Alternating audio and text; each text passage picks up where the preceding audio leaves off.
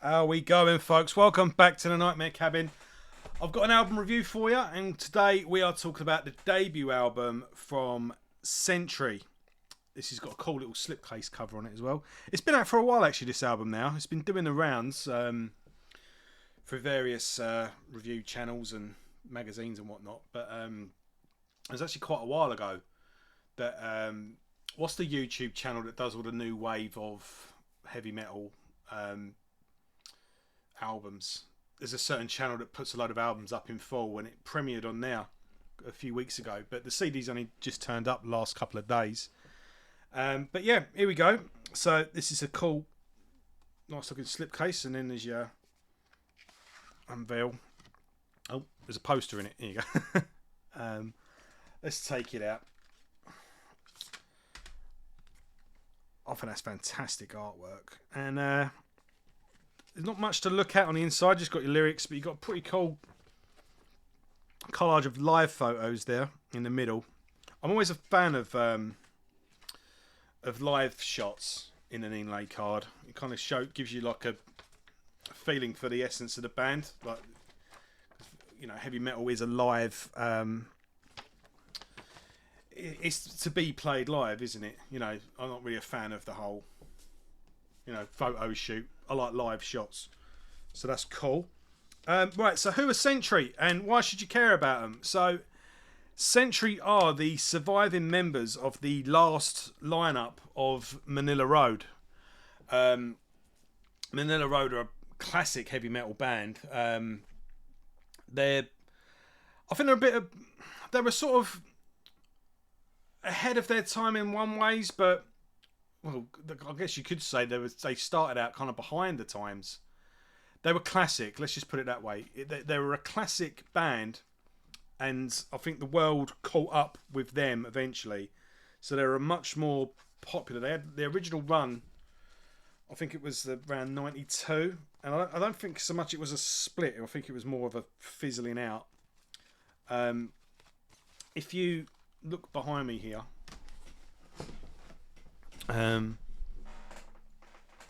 this shelf here, all Manilla Road, plus Mark Shelton solo albums, plus Hellwell, his side project. So I do fully intend on doing a Manilla Road retrospective video. But yeah, so they kind of ran into the 90s, split for a couple of years, and then came back in the 2000s, and then had a pretty good run. And I think, yeah, they got more popular in their later days, and they're a hell of a lot more popular now. And you know what metalers are like. They do like to revise their history, and I think a lot of people would like to pretend that they were into them the whole time when they weren't. Not that that's anyone's fault. I think they had a rough time with record labels and all the rest of it, so I don't think they got quite as much exposure as they should have. But it doesn't matter, because, you know, we've got the catalogue. The catalogue is much more accessible now with your YouTubes and whatnot, whatever medium you choose to listen to records on. And I think obviously with the, you know, reissue culture, I think people are going to be getting much more into the band. But you've got a real good solid body of work there. I think they did something like 17 albums, and they were just heavy metal. To hell with all the subgenres. They had a little bit of everything. I think the best way to describe Manilla Road is, think 1980, that classic pinnacle of heavy metal, all those classic albums. Am I still recording? What's going on with this?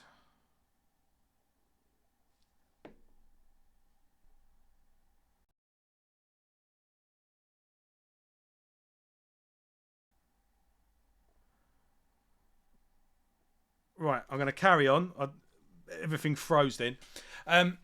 So, yeah, you think that classic heavy metal year of 1980, and Manilla Road really do just combine it all. You've got, you know, in the entire catalogue, they cover so much ground, and I think everything from thrash metal to doom metal and all in between, as well as a 70s influence of your Deep Purples. There's a little bit of psychedelic here and there.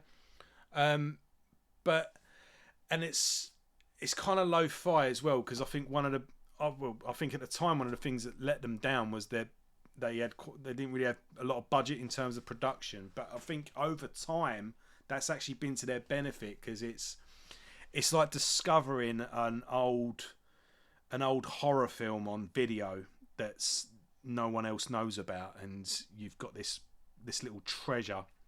And that's what listening to Manilla Road is like. It's like uncovering like an ancient book, or far around the edges, but it doesn't matter because it's just cool. And yeah, you don't, the classic old look or the old feel just adds to the charm of it all. So yeah, I think time is going to be very, very kind to Manilla Road's back catalogue, and I think it's going to be held as a classic body of work in years to come. So yeah, the main man behind Manilla Road was Mark Shelton, who sadly passed away in 2018. And yeah, the last remaining members of the last lineup have carried on with Sentry. So I'll quickly go through the lineup. So you've got Eric Callie Kaldsmith, I think that is, who has stepped up, really. He's done the near impossible and taken the helm of guitarist.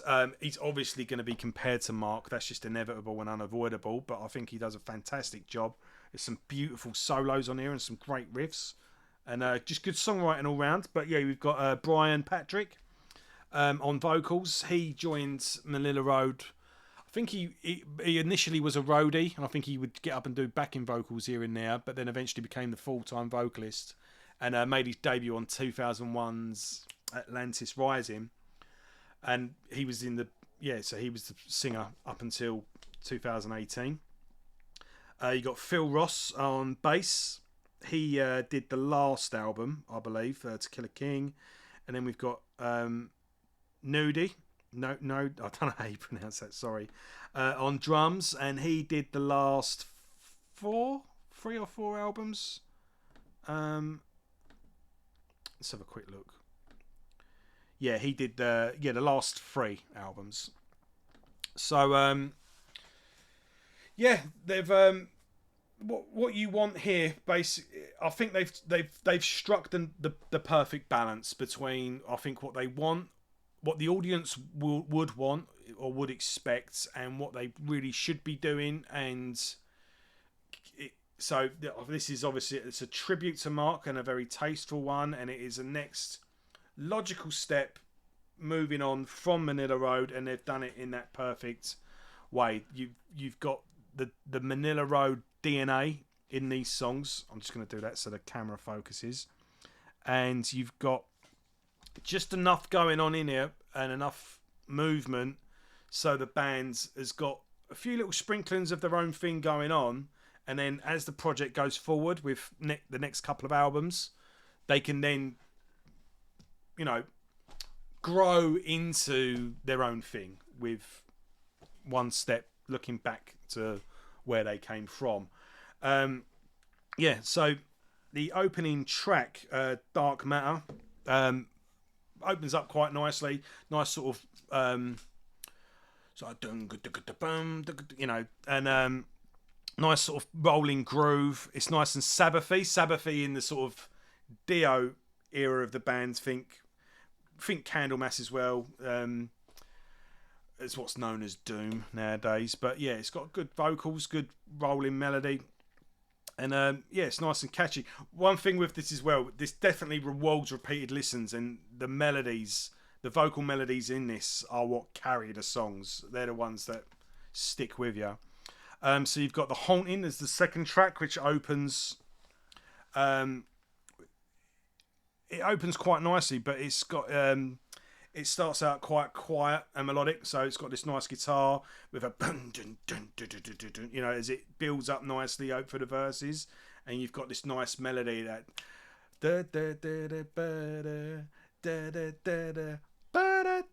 you know, and that goes through the thing with it. But yeah, and then it comes in with this nice haunting towards the end. Haunting. left to die. But when it kicks in once it builds up and finds its feet, kicks into a nice chunky riff. And like I say, the vocals on this are definitely, what I would say as well with this is with Brian's vocals, it shows just how good a vocalist he is, really. And I think what this album sort of is a testament to is how much these guys actually brought to the table in Manilla Road. As much as Mark Shelton was the man, he was the Steve Harris of the band. It wasn't strictly just him. That you could see this shows what everyone else brought to the table. In fact, I don't know. I wonder if any of these songs were Manilla Road. Goldsmith, Ross, Goldsmith. Yeah, no, right. They're all written by the band. I wouldn't have.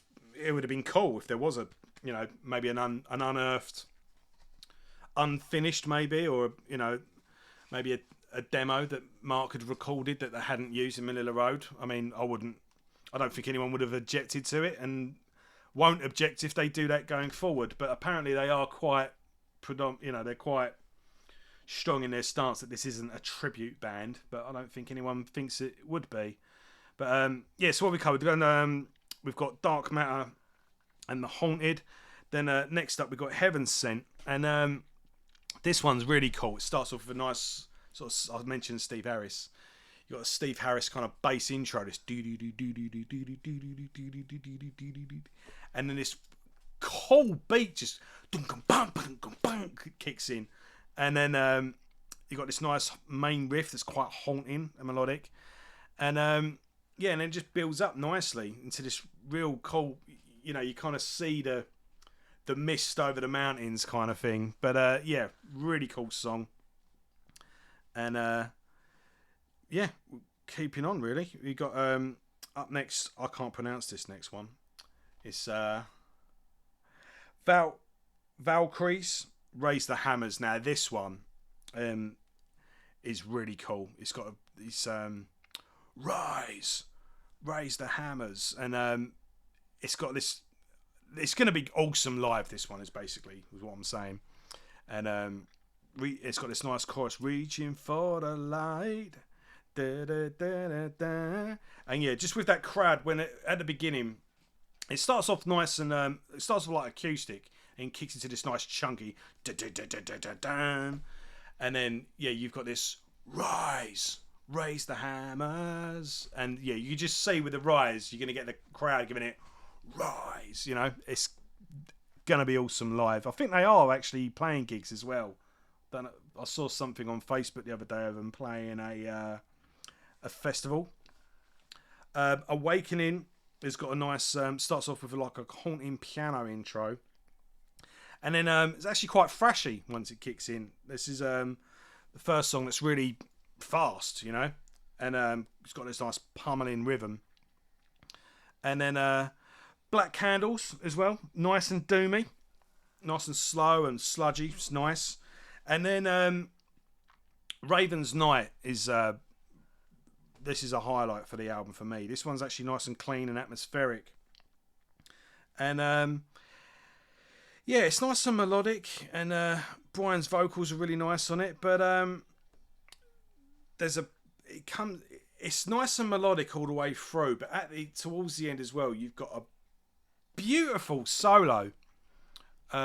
So hats off to what did I say his name was? Kelly Goldsmith. Oh yeah, Goldsmith. So he's wrote the majority of this. So hats off to him.